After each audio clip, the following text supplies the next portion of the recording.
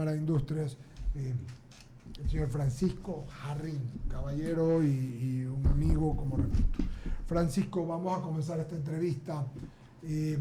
La Cámara de Industria tiene una buena frase, ¿no? Dice que están empernados en el Ecuador. Esta frase significa que no es que se pueden ir del Ecuador, no es que pueden migrar del Ecuador. Y así ha sido de lo que yo recuerdo, y pues Jaime, Alberto, Lucía no me van a hacer que mi memoria falle, en los últimos 15 años o 20 años que yo me acuerdo. El diálogo va a tener 19, la radio 36, pero el diálogo tiene 19 años, siempre lo vienen repitiendo, ¿no?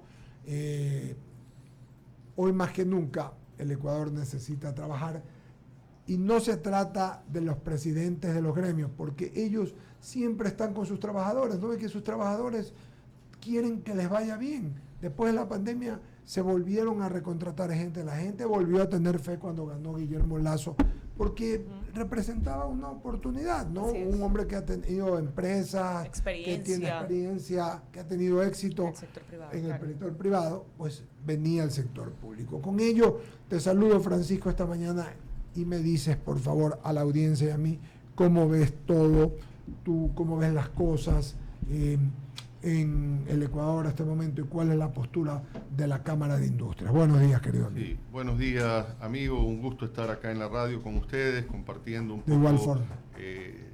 Lamentar por esta situación, ¿no? Que tener que conversar estos temas.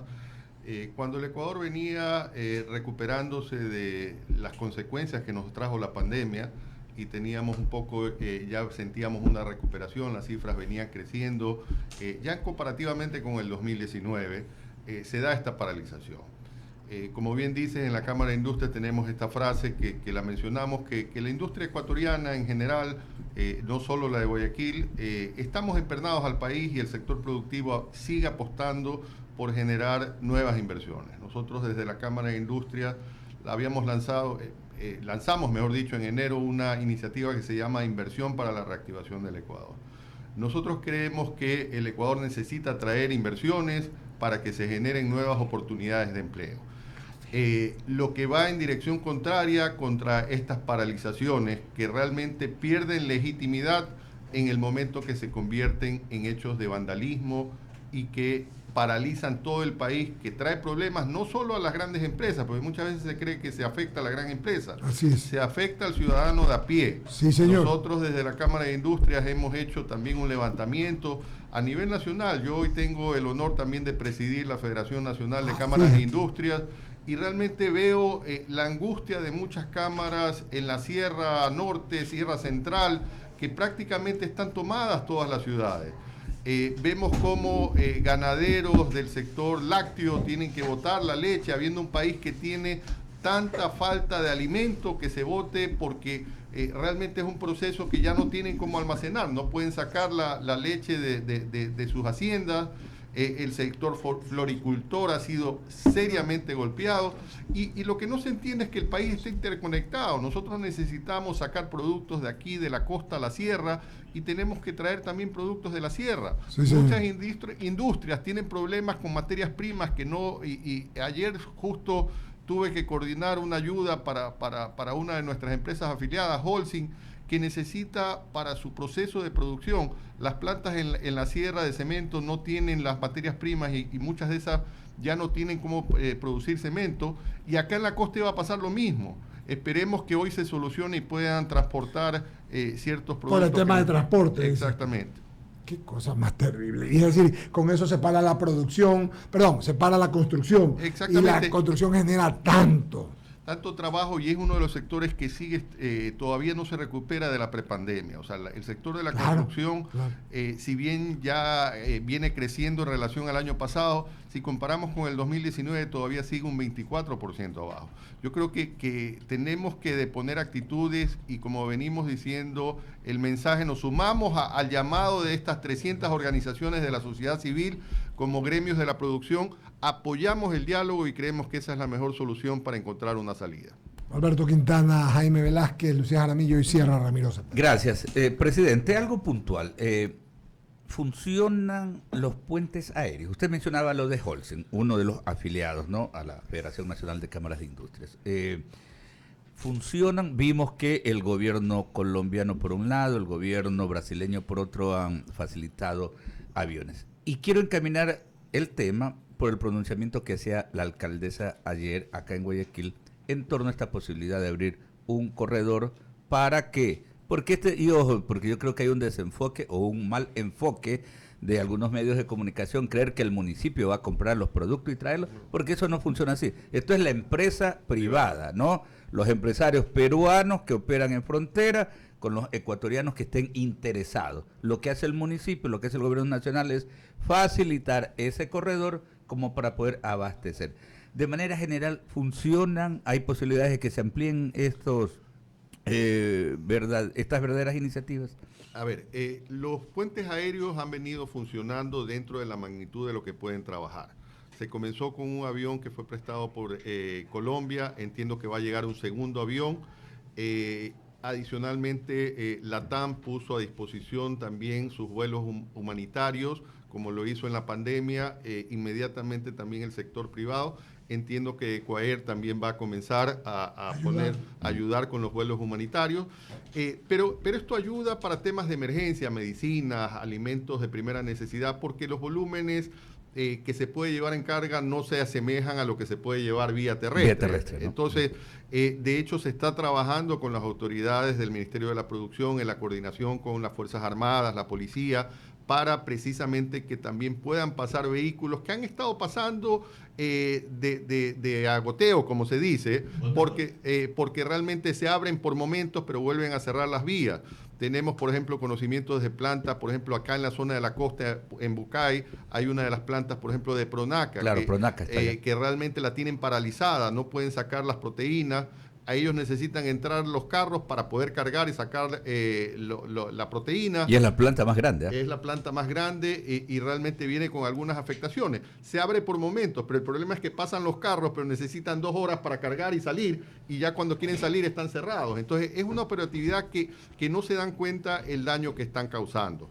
Realmente yo digo que la protesta puede ser válida, pero pierde legitimidad cuando comienza a afectar los derechos de la mayoría de los ecuatorianos. Yo venía en el carro, me pasaron una encuesta que ha corrido Sedatos, que realmente la gran mayoría de los ecuatorianos, arriba del 70 y pico % de los ecuatorianos, quiere que termine el paro.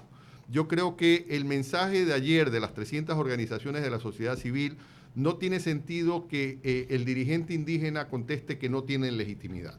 Yo creo que nos sumamos también como sectores productivos a este llamado al diálogo, y el diálogo tiene que ser un diálogo para precisamente conversar y buscar soluciones para un mejor Ecuador, pero no puede ser un diálogo que si no haces esto no hago lo otro. Pretender que se quite el estado de excepción y se retire la fuerza pública cuando hay fuerzas, dicen infiltrados, que están generando vandalismo, yo creo que ellos deberían de poner la actitud y sentarse en el diálogo para buscar precisamente construir y no destruir. Claro, el diálogo es justamente conversar, no imponer. Y destaco lo que dice el presidente de la Federación Nacional de Cámaras de Industria, ¿no? Que se suman pues a esta convocatoria de las 300 organizaciones de la sociedad civil. Gracias. Pancho, la verdad es que verte acá es un placer a los tiempos que te veo. La verdad es que escuchándote, sí, esa es la posición de una persona con mucho criterio, con educación.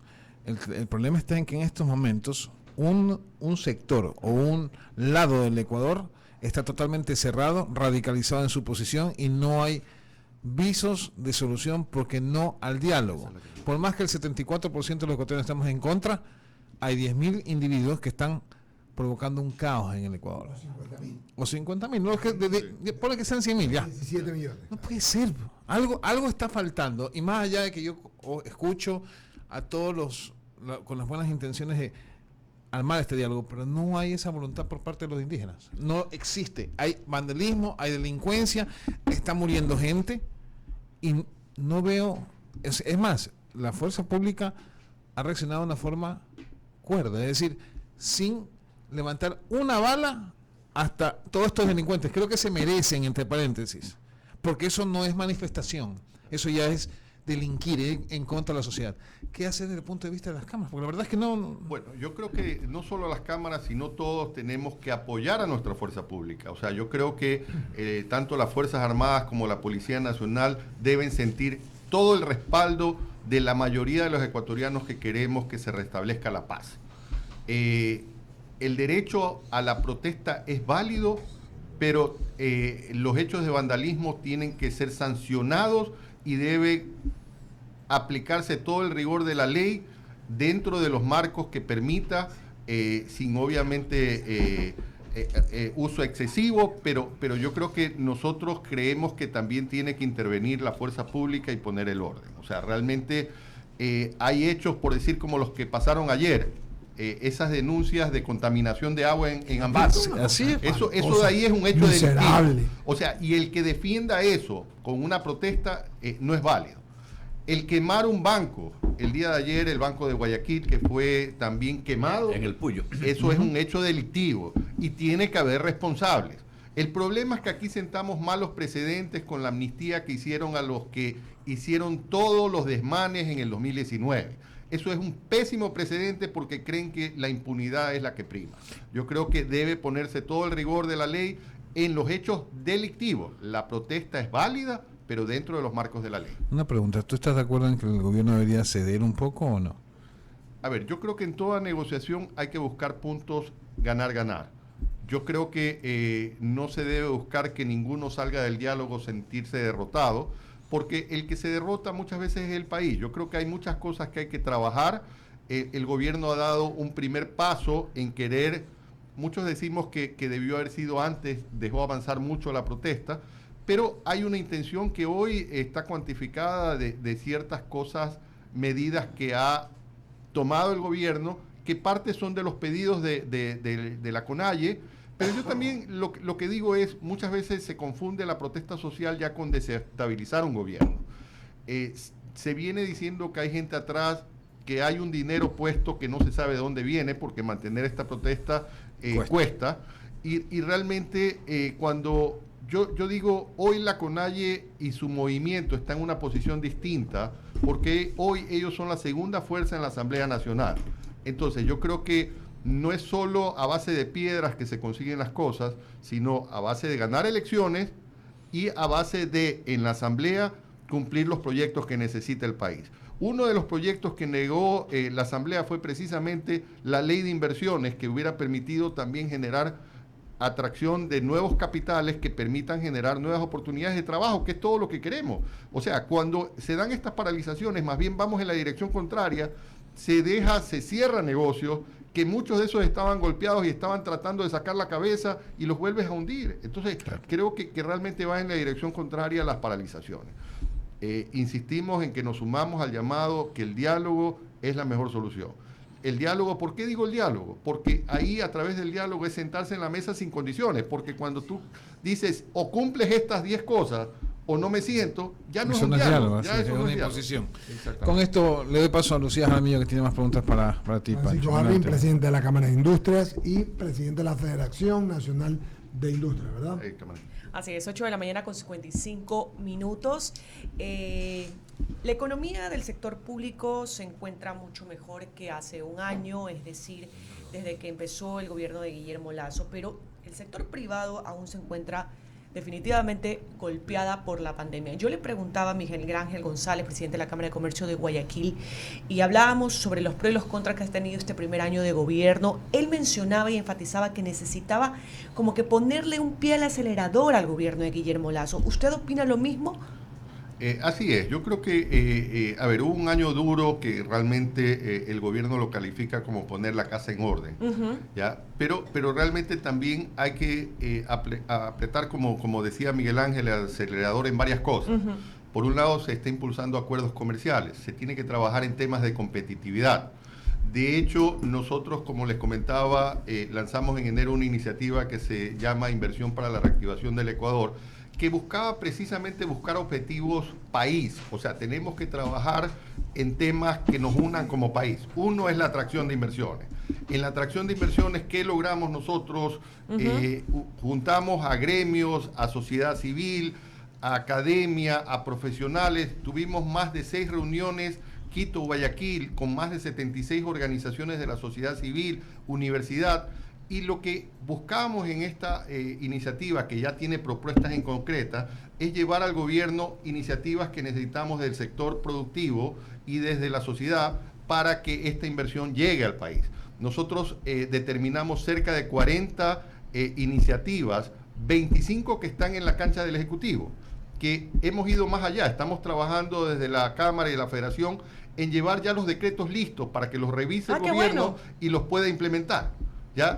Cosas que de alguna manera están en la cancha. De eso ya hemos tenido una reunión ya con el ministro de la Producción y estábamos por en estos días entregar ya esto de aquí al gobierno para que obviamente lo revisen, lo pongan en consideración, lo mejoren, porque todo es perfectible. Así es. Pero esto no es una propuesta solo de la Cámara de Industria, ni de la Federación. Hemos hablado con academia, profesionales y hemos buscado qué se puede hacer en el corto, mediano y largo plazo. Y lo más importante es que no se quede en el Ejecutivo, o sea, que no se quede como papel ahí, sino que se lo... Exactamente, pero por eso lo que decimos, estamos dando llave en mano. O sea, no diciéndote, a ver, esto necesitamos, sino que estos cuerpos legales hay que reformar, estos reglamentos hay que hacer. Temas sencillos que hay que hacer, por ejemplo, hay un tema desde el 2019, el drawback para los exportadores. Ya estamos teniendo todo el reglamento para que haya esa devolución automática e implementar. Eso está en ley, falta el reglamento. Ya, ¿qué otros temas? Existen todavía materias primas y bienes de capital que tienen todavía no tienen aranceles y tienen ISD. Se puede generar, como hay otras partidas que tengan crédito tributario. Obviamente nosotros, y salió en la iniciativa que debe eliminarse el ISD, pero hasta que eso se dé, una alternativa es que estas materias primas que están determinadas, y es un monto de cerca de 60 millones, lo que significa, pero eso también va a ayudar a que bajen los precios de ciertos productos que se fabrican en el país. En todo caso, yo creo que, el sector productivo trabaja unido. De hecho, eso hemos logrado un poco que busquemos también encontrar estos objetivos país y todos trabajar. Yo decía, uno de los temas que debemos trabajar como país es la inversión, pero hay muchos más, seguridad, empleo, y de alguna manera distintos gremios están trabajando en eso, uniendo a la sociedad para ello. 8:58 a.m. Sigue con más preguntas Ramiro Cepeda. Le tengo un saludo desde Ocala, en Florida, de mi hermano Fausto, que ha sido compañero suyo. Sí, está escuchando. Fausto es el bueno. Y Gustavo también, el único malo no. El malo es Gustavo. No. Pero usted tiene entonces la tasca, ¿usted o no? Almadraba. Hemos ido con unos amigos también. Vea usted, qué bien, se nota que está bien alimentado. A los dos. Y solo paréntesis, Almadraba, pedirla para ella, para el Día del Padre, qué rico que estuvo. Vea usted, gracias por la publicidad. Cuidado que me va a facturar después el abogado Mendoza. Cobre. La próxima vez tiene que traer bocaditos aquí. Encantado, pero usted sabe que devoto de la Virgen del Codo no soy. Así es. Sí, Francisco, yo lo escucho con atención.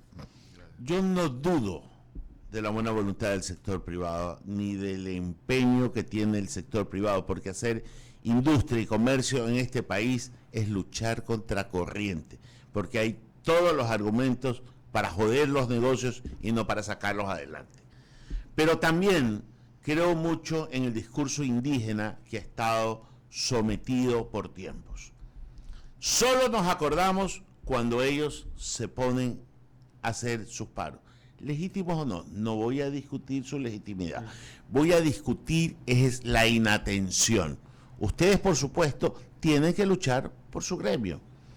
Pero también hay que pensar un poquito en este sector para solucionar el tema, porque está claro que si bien es cierto, pueden no ser parte importante del proceso productivo de exportación, cosa que no lo tengo mapeado, pero que puede haber algún grado de injerencia de ellos en muchas plantaciones, en muchos negocios, ya.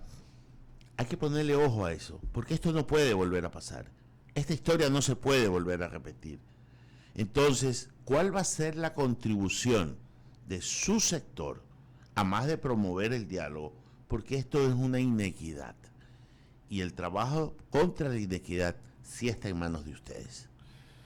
Bueno, a ver, yo creo que eso es importante diferenciar el hecho puntual de lo que es un problema que hay que trabajarlo y que tenemos que verlo desde todas las aristas. el sector indígena realmente, como todos los ecuatorianos, es parte importante de los sectores productivos y son, yo diría, muchas veces en las plantaciones en la sierra, son parte del proceso para las exportaciones de flores y todo lo demás. Tenemos que entender que los caminos no son las paralizaciones.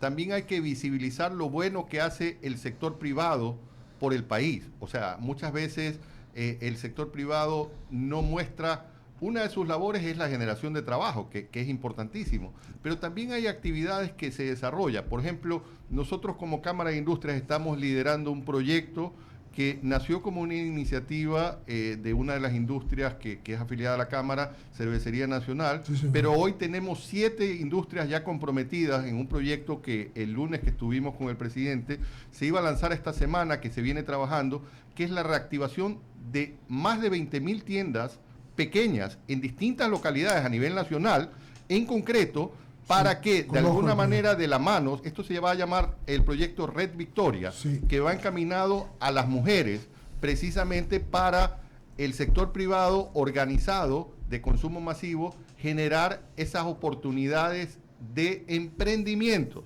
porque la inversión no es solo la gran inversión, sino generar oportunidades para esas tiendas, llegar a localidades lejanas y precisamente obviamente que estas tiendas puedan tener una oportunidad de negocio y mejorar su calidad de vida.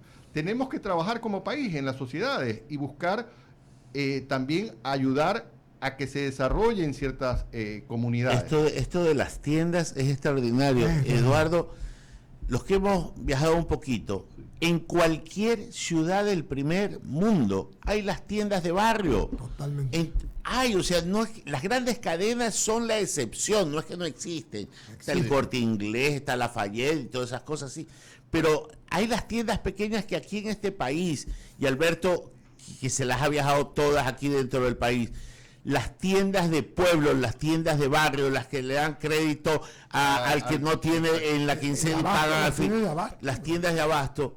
Oiga, hay que humanizar el comercio también porque se ha vuelto leonino, ¿no? Claro, por eso cuando yo conocí este proyecto y se viene trabajando desde el año pasado, el proyecto, yo invité y dije, bueno, este debería ser un proyecto que sumemos esfuerzos. Tomemos el ejemplo de la vacunación. Cuando fue la vacunación se logró sector público, sector privado, logramos un objetivo. Se convirtió en un objetivo nacional.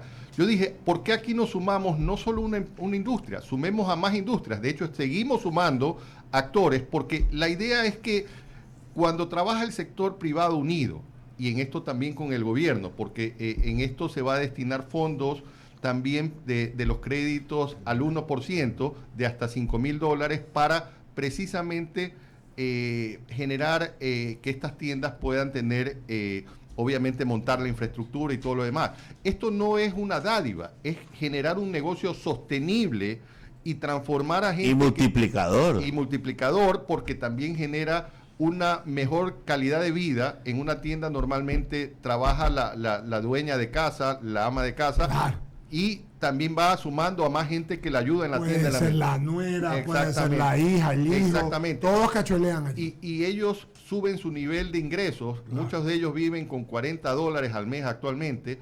Y una tienda bien manejada puede dejarle arriba de $500. Si no es más. Si no es más. Y por eso digo, trabajo, como mínimo genera, y también genera ese sentimiento de orgullo de hacer un negocio, una actividad productiva. Celebro que le quieran poner humanidad a la actividad que hacen, porque a veces los fríos números de las utilidades a fin de año terminan olvidándose el rostro de la gente. Pregúntale a Cuido, pues si no. ¿Quién es? ¿El gobernador del Fondo Monetario? El de la Cueva de los Tallos. No, y esto la idea es, ¿por qué se busca que sean varias empresas? Porque la idea es apoyar también con capacitación. Porque muchas tiendas que comienzan, si no saben manejar un flujo de caja, si no saben manejar inventario, y la idea es precisamente tener un acompañamiento. Para eso está la Federación y la Cámara de Industria, porque la idea es que se vea que a través de estas capacitaciones, y cómo también se va a motivar, porque hemos hablado con las empresas para precisamente generar, conforme tú vas avanzando en tu capacitación, recibes bonificaciones también de productos, porque a todos nos interesan que de alguna manera se formalicen estas tiendas, o sea, nazcan formales porque esa es la otra cosa. Muchas de las tiendas no se quieren formalizar. La idea en este proyecto es formalizar. La idea es arrancar, el primer año se habla de cerca de 10.000 tiendas. Pero usted sí sabe por qué no quiere formalizar.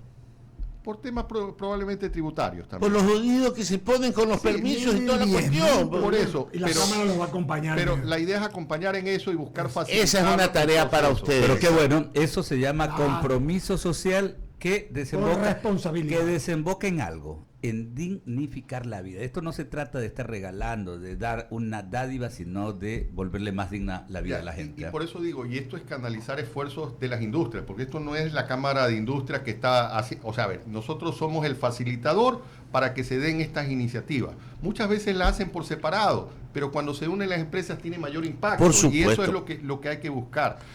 También nosotros impulsamos la inversión, y esto es inversión.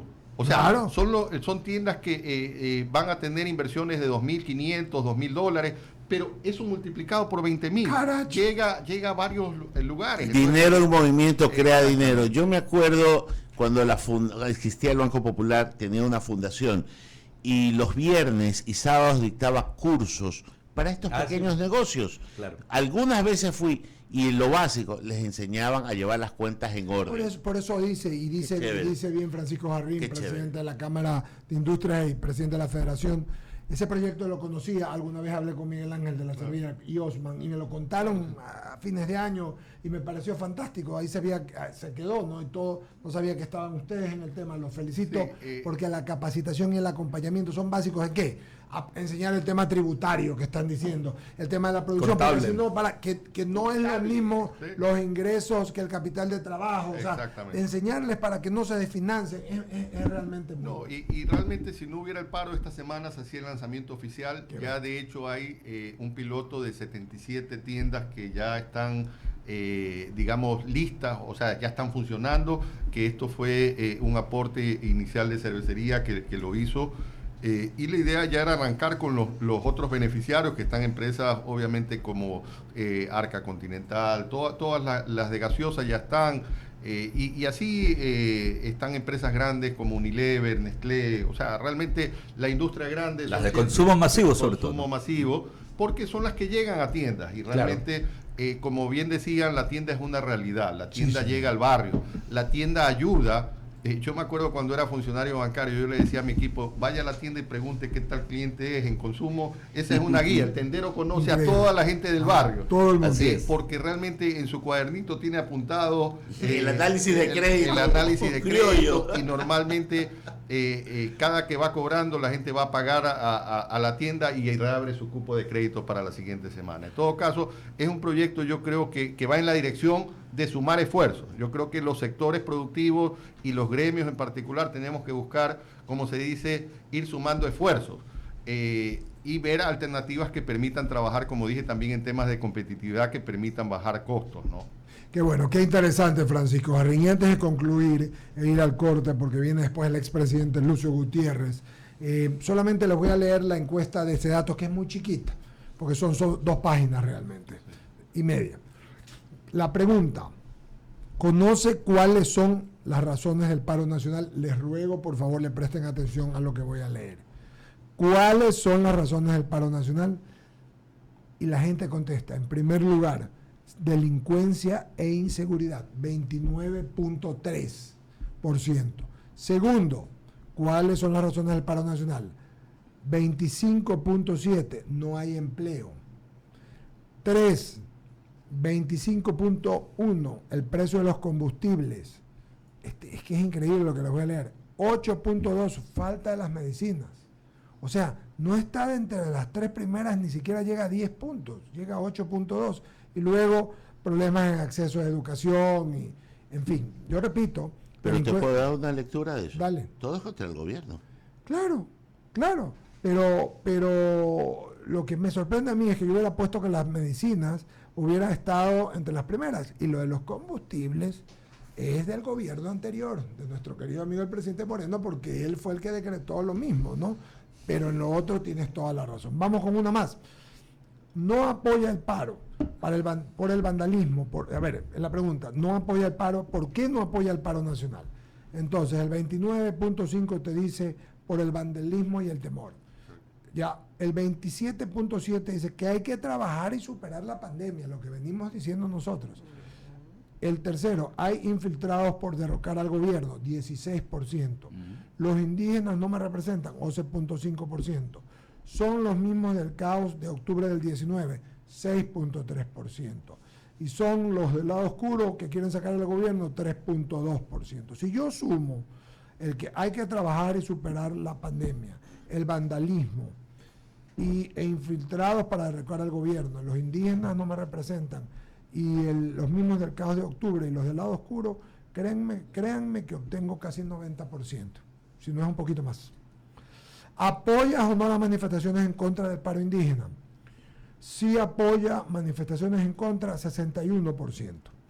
No apoya manifestaciones en contra, 31%. No contestan el 8%. Y aquí está la final, que es la más interesante de todas. ¿Está de acuerdo o en desacuerdo con las siguientes disposiciones o medidas determinadas por el presidente Guillermo Lasso? Respuestas: de acuerdo. No se, es lo que dijo el presidente el sábado, ¿verdad? En la noche. No se privatizarán los servicios públicos y sectores estratégicos, 66.3. Llamó a un diálogo conjunto entre quienes están frente al paro nacional y el gobierno nacional, 69.2. Vivo con lo que les voy a decir. No habrá alza en el precio de diésel, gasolina extra y Ecopaís y el gas, 75.4. Ya rebasa el 75. Crédito agrícola de hasta el 5.000 y 1% por el 1% 30 años de plazo, 62.5. Condonación de créditos vencidos hasta $3.000 por parte del Banco Ecuador, 61.5.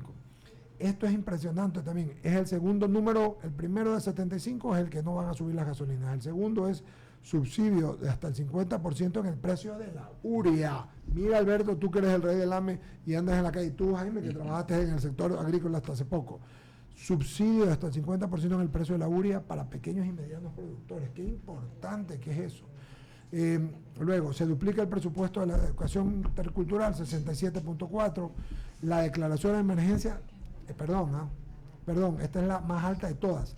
Declaratoria de emergencia en el servicio de salud pública, 76.6. Aquí sí te sale lo de la medicina. 76.6 en el servicio de declaratoria para la salud pública. Y aumento en el bono del desarrollo humano, 51.5. Con esta termino. Declaratoria de estado de excepción por la inseguridad y violencia en las provincias de Pichincha, Imbabura, Cotopaxi, Tungurahua, Chimborazo y Pastaza, 60.4. Es decir, relevo tres cifras. Declaratoria de la pregunta, ¿está de acuerdo con las disposiciones determinadas por el presidente Guillermo Lasso? La más importante es la declaratoria de la emergencia de la salud pública, 76.5. No habrá, la estoy repitiendo, no habrá alza en el precio de diésel, gasolina extra Ecopaís, 75.4. Y la última, subsidio de hasta el 50%, subsidio en el 50% en el precio de la urea para pequeños y medianos productores. Concluye, el 76.4 dice que el paro debe terminar tras el diálogo del presidente con dirigentes del paro y otras organizaciones civiles. El 76.4 dice eso. Ya el 20.5 dice que debe continuar y no responde 3.1. Más claro no canto gallo. Ahí está. Ahí está la realidad del Ecuador. Querido Francisco, agradecerte, mi querido amigo, tu gentileza, tu amabilidad de concurrir, de venir. Estamos cerca. Siempre es mejor hacer una entrevista en vivo, ya lo viste, con saludos de Florida y todo. Así es. No, gracias por los saludos a Fausto y realmente por estar acá y encantado en haber estado en la radio. Yo, para terminar, quiero enviar el mensaje que venimos diciendo desde la Cámara y lo mismo que pidieron las 300 organizaciones. Creo que el diálogo es la mejor salida para encontrar precisamente los acuerdos que necesita el país. Ojalá se ponga hoy y prime la cordura para esto. Muchas gracias. Gracias, Francisco. Gracias, y vamos a abrir espacio a las menciones publicitarias.